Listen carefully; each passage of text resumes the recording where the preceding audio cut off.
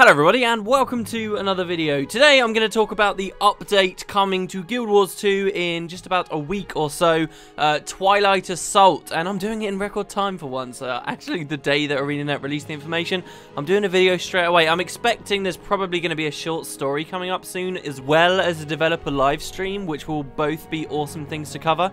I do want to open the video as well though with just like a complete aside almost, sort of like a bonus thing, right? I was looking on the Guild Wars 1 forums, okay, Guild Wars Guru, the original Guild Wars Guru, haven't been on there in months and months, maybe even a whole year, right? There are barely any posts left there. It's kind of sad to see.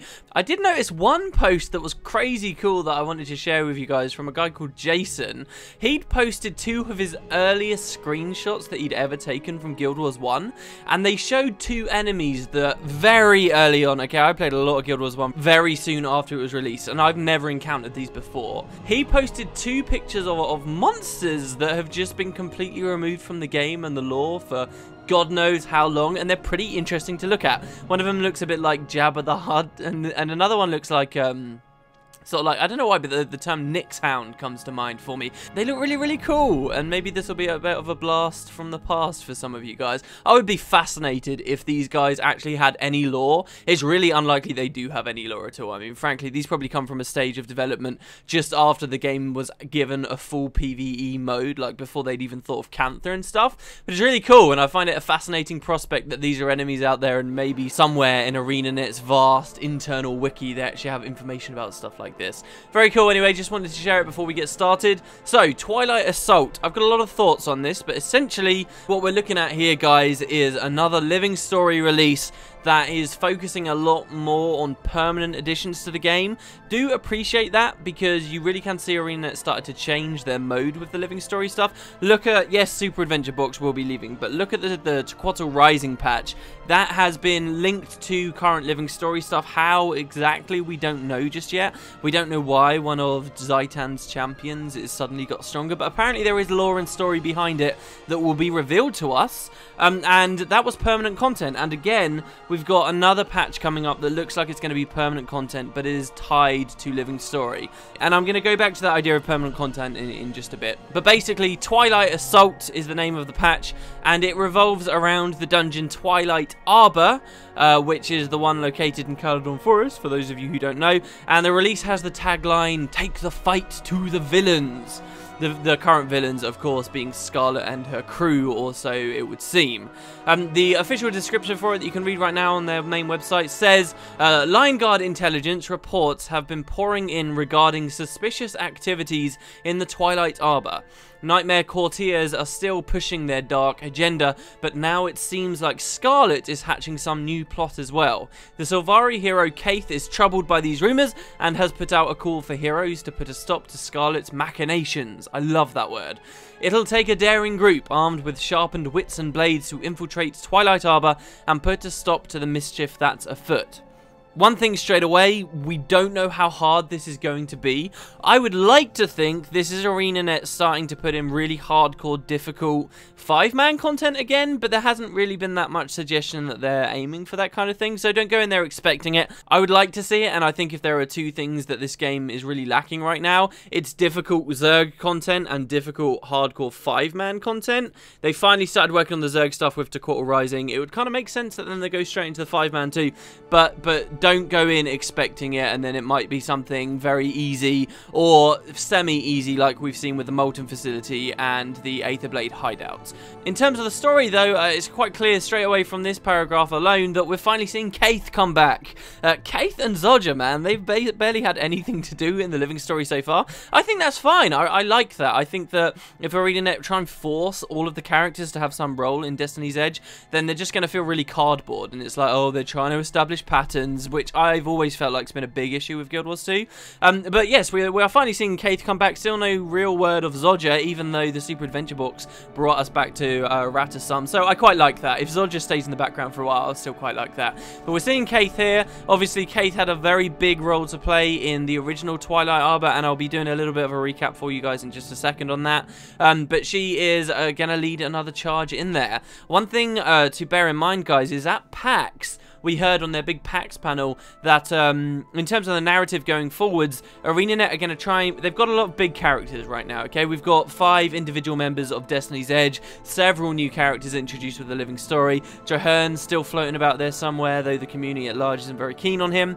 They have talked about trying to bring these characters together in a big way. Like, they've been focusing a lot on solo character adventures, and they're going to try and move them into groups. So yes, we've got Twilight Assault going on right now, and yes, we have confirmation that Kaith's going to be there, but I'm sort of semi-expecting some more characters to be there too. Maybe something further than just Rox and Braham. Again, I'm going to be talking about it in just a second, but the story mode of Twilight Arbor, we saw Kaith try and get both Logan and Ritlock into the dungeon, and then they both just bailed, right? Wouldn't it be kind of cool if now that Destiny's Edge is sort of more together-ish right now, they all go for another push into Twilight Arbor? That would make sense. That'd be kind of cool, and tie into what they're saying about bringing groups of characters together, but that remains to be seen. Of course, they may even introduce some new characters. We've heard about some very interesting faces now in the short stories, particularly to do with Scarlet and around Ratasam. Maybe we'll see those helping out Kaith. We'll have to see. But to be 100% explicit about this, guys, the website then says this update is going to introduce a new level 80 path in Twilight Arbor. So this is level 80 content. Do consider, of course, the explorable dungeons aren't actually all level 80 content. It's kind of a weird thing, because I've been playing on level 80 for so long, and they are fully considered by me to be endgame.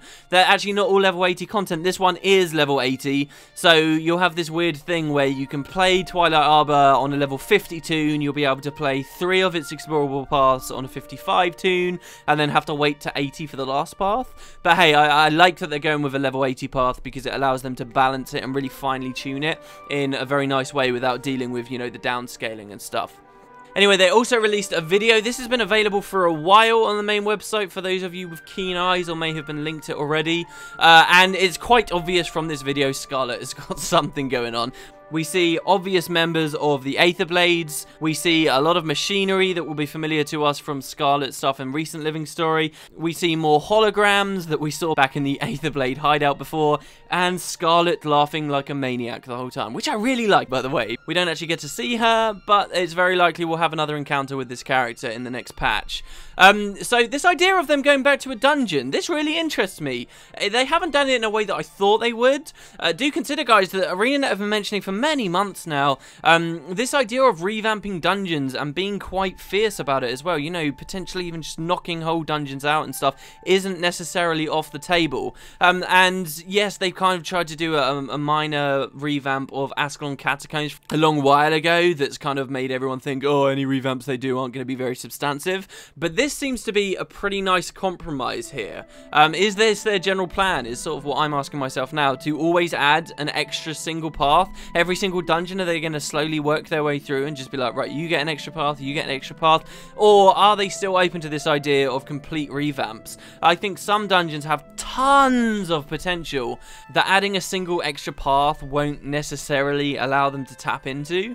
Like Arar. Arar is the big one for me. I think they should just nuke Arar in its current form. It's got so many good ideas and interesting fights that are just shoddily done in-game, and such vast amounts of land mass in Arar as well. That is like a perfect example of a dungeon, even maybe the story mode, to just nuke out and do completely anew. I'm not sure how happy I'd be for just a 6th path in Arar, do you know what I mean? Though I guess that could kind of work, because a 6th path that was only unlocked with living story stuff could then, you know, feature a completely different Arar, an Arar that's begun to be cleansed due to Traherne's efforts in all, which we haven't got to keep up with in living story so far. But anyway, that's a little off topic, but I like this idea of adding just a single extra path.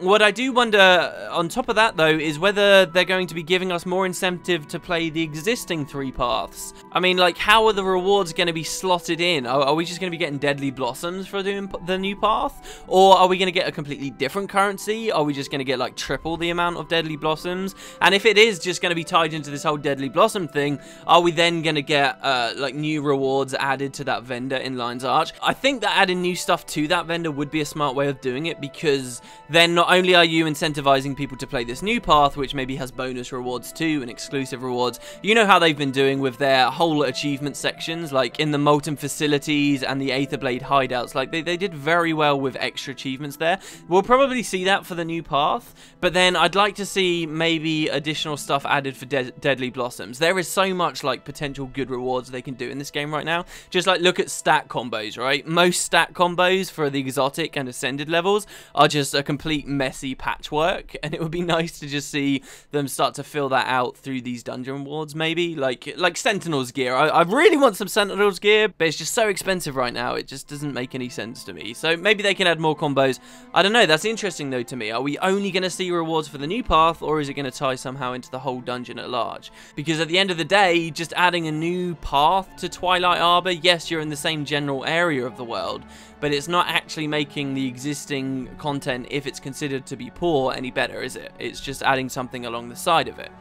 Anyway, getting back to the main website, it says party up with other players and join Kaith to work your way into a secret facility hidden deep in the shadows of Twilight Arbor. Take out guards, puzzle your way through tricks and traps, and bring down the monster at the pounding heart of the stronghold. That monster probably not being Scarlet, but this definitely does sound, therefore, to me, a lot like the Aetherblade hideout and the Molten Facility. And don't forget, guys, right? Yes, those dungeons were only temporary content, and that sucks. But they were well-designed dungeons. I liked those instances. I think they could have been a great deal harder if they really want to tap into that hardcore audience, but they were well-designed, and they had a handy set of achievements to go alongside them. I'm expecting this new path to be pretty damn good as well, and it will be especially awesome if this ends up a permanent addition to the game. It's like the best of both worlds from previous patches. And speaking of best of both worlds, if you have a look at the Tequatl fight right now, there's some controversy, I guess. Some people saying, oh, it's too hard, blah, blah, blah. But one reasonable criticism I've come across from people with Tequatl right now is they're saying essentially that they don't like ArenaNet repurposing and revamping existing content, and they'd rather they just focus on adding new content entirely, right? I'm actually against that personally. I kind of prefer that they would revamp everything, because I feel like if they add another, so going on the Tequatl angle here, if they add another massive epic world boss dragon, then Tequatl existing in its existing form that's like really easy, I feel like it sort of undermines those epic world bosses. So I do like that they're repurposing current content, but that aside, so I can see where people are coming from. They don't like that ArenaNet might spend time repurposing stuff when we could just get fully new stuff, and here they've sort of got the best of both worlds, haven't they? Because they're almost, well, hopefully repurposing existing Twilight Arbor, but at the same time they're adding a full path's worth of new content, right? That's keeping both camps happy. So in that regard, it is going to be quite effective, and we might see them do that to a lot of the dungeons instead of these like complete nukes like what I'd prefer to see for a Ra, for example. Another thing I'm curious about with this patch is another thing I heard them say at PAX, right? Which is about how it's the living story that is going to be the drive that pushes the revamps of all this old content. Like, so we won't see that fix to a Ra until it makes sense for the living story to have us go to a Ra, which is an interesting idea. If the living story is the thing that's pushing all of it, then I wonder what they design first. Do they decide, okay, this area of the world definitely needs some content, or it needs X, Y, and Z, so we'll make the story fit somehow? Or do they have like a proper story written out, and then they sort of say, okay, well, we'll just try and plot in this content release here, this here, this here, this here. I sort of feel like the smart thing to do is decide what content is most important first, and then have the story work around it. But then in that case, we're not actually getting the best story we could be getting, are we, right? So that's going to be interesting to see how they handle. You know, if they decide now, right, we want to go to all the dungeons and add something interesting to them, then we're going to have a bunch of living story coming up where it just feels like this stupid sort of episodic jaunt from dungeon to dungeon to dungeon every 2 weeks, where we're skipping along merrily following Scarlet and there's no real progression. You know, worst case scenario, I don't think that that's going to happen at all. But that's an example of how this could screw the story over in some way. So it's interesting which angle they've gone from. I'd love to know which that was. Anyway, so speaking of lore, I did want to put a little bit in this video just to remind you guys of what happened in Twilight Arbor, since we're going to be going back there. It may have been a while since you played through your characters in-game, maybe a long time since you did story mode of the dungeon. So just a quick recap, Twilight Arbor was a large Nightmare Court base that was of particular importance because it was actually where Fowlane, the Grand Duchess, which is their leader, was stationed. So this was a big place for the Nightmare Court. It's not necessarily the only place. It's not necessarily the one place that all their operations were led from. It was just an area that we know for at least a period of time Fowlane was stationed. And in particular at Twilight Arbor, the Nightmare Court would capture innocent Sylvari and torture them, keep them alive, potentially on the brink of death for a long period of time, depends how dark you want to be with your imagination, but tortured Sylvari in an attempt to fill the Dream of Dreams with nightmare. And this is one of the key things and regular things that the Nightmare Court does, the idea being that eventually they can change the entire Dream of Dreams into nightmare and the Pale Tree itself will change. The Nightmare Court believe that they are enacting the true Sylvari's way and that they just sort of need to forcibly convince the Pale Tree to understand them. They believe that the Pale Tree was corrupted by Ventari's tablet and they need to work to rid the Dream of Dreams of all that influence. So Twilight Arbor was one of these key areas they were enacting all their torture from. During the main storyline of Guild Wars 2, during the dungeon storyline in particular, Kaith calls the player characters, as well as Logan and Ritlock, to assault Fowlane, the Nightmare Court leader, from within Twilight Arbor. Go into the Twilight Arbor to try and take her out. However, as soon as Logan and Ritlock see one another, Ritlock at this point still hates Logan. Ritlock decides, no, screw you Logan, I'm leaving, and Ritlock just bails instantly. Logan too bails pretty quickly afterwards because his pride has been insulted. It's a bit of a dick move that Logan pulls there. So Kaith is left essentially alone within Twilight Arbor, except all of the player characters are there too.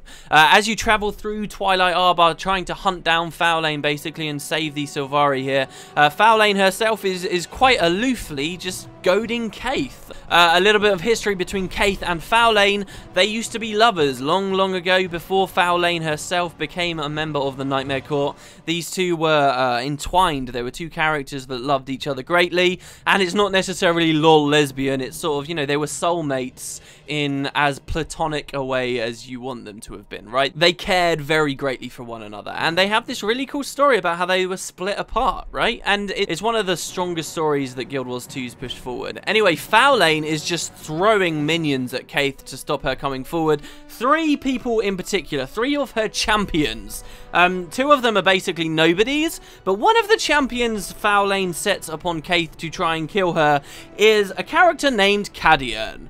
And this is really annoying. We kill Cadian. We kill all 3 of the champions. All 3 champions die. And this is really annoying because Cadian was like one of the best, if not the best, characters Guild Wars 2 like ever established before launch.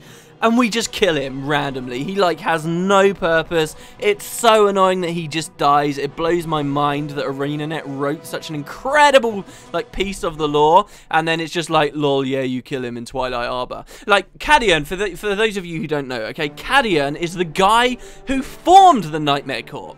Through this story that you can read online, right, you can read about how Cadian was born. He was a second-born. He didn't feel as special as the firstborn who got, like, all this prime treatment from the Pale Tree.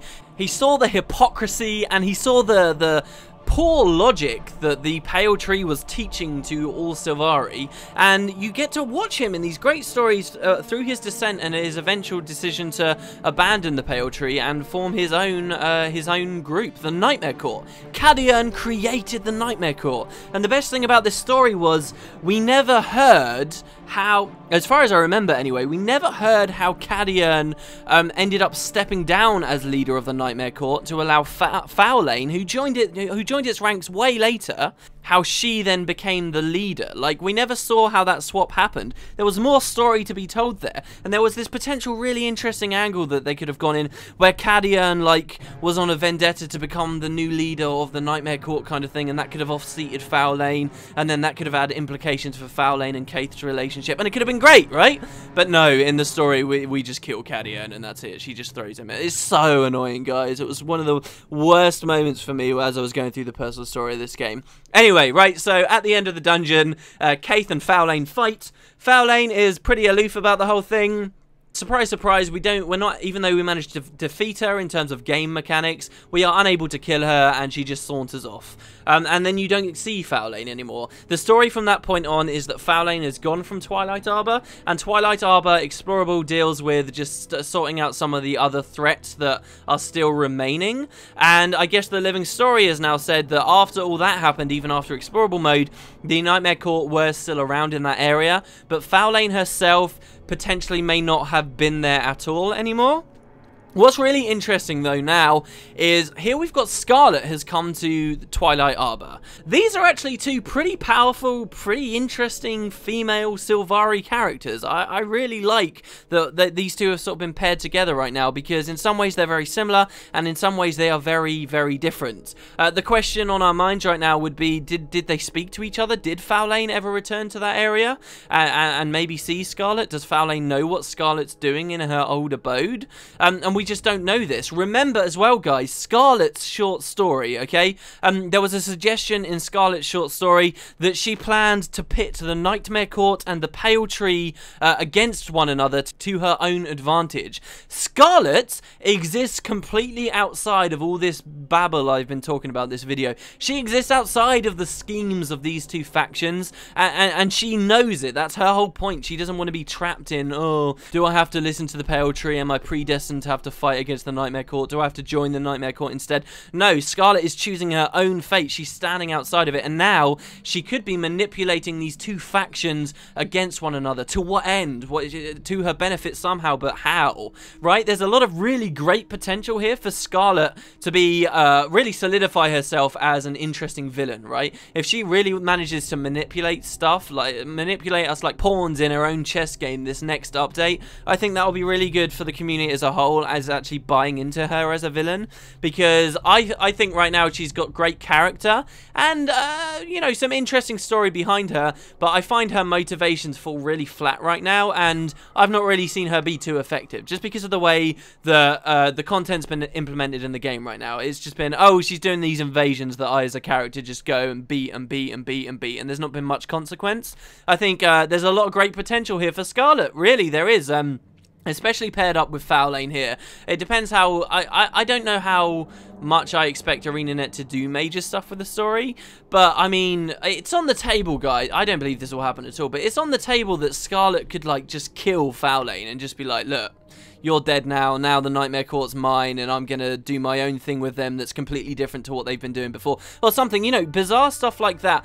Big changes. I mean, there's been opportunities every single patch for ArenaNet to show us that the Living Story can do big stuff in terms of the narrative, and that potential is still there. Do I believe it will happen? Maybe we'll see something a lot less than that, but yes, this will be cool, especially if Fowlane pops her head up, as well as Kaith and Scarlet, all in this new fourth path of the dungeon. We'll see. Not everyone's sweet on Scarlet yet, but there's options there, and I can see those options already myself, so I'm getting kind of excited. Anyway, guys, that is pretty much everything about Twilight Assault that I can share to you right now. As I say, there will be a developer live stream coming up. There will probably be a short story too. I have my fingers crossed that short story is on Fowlane and what she's been doing after the events of Guild Wars 2 at launch. That would be awesome, but there could be many other things too. Do these, the weird Super Adventure Box story, is that going to come back, or is that just going to be something for next time the SAB returns? Who knows? Who knows, guys? But thank you very much for watching. Let me know what you think. If you've got any ideas about the narrative, or even just, you know, the more mechanical sides. What do you think about going for dungeon revamps? Is it adding another path enough? Do you think they'll do it to all dungeons? I'm curious to see what the community thinks. Anyway, thanks, guys, and I will see you next time.